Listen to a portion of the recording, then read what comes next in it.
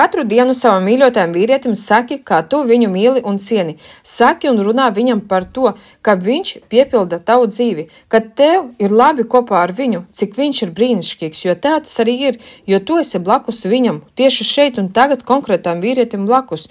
Tam vajadzētu būt ikdienas rituālam. Daudz cilvēki kaut kāpēc skopojas ar komplimentiem un mīlestības vārdiem. Un sieviete dažreiz domā, priekš kam es viņam teikšu, ka es viņu mīlu, ja viņš man to katru dienu nesaka.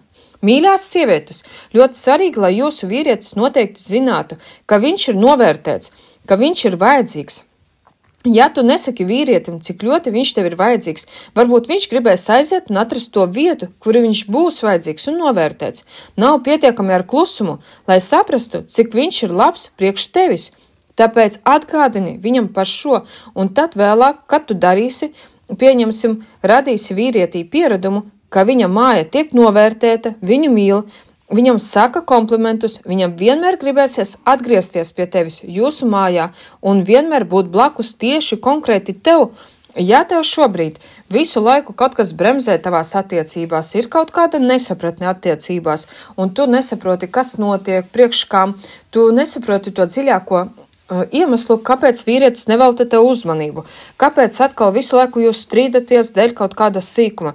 Noteikti tad nāc un ieskaties manā mājaslapā, kur ir norādīta apakšā zem šī video, un noskaties obligāti bezmaksas webināru par laimīgām attiecībām.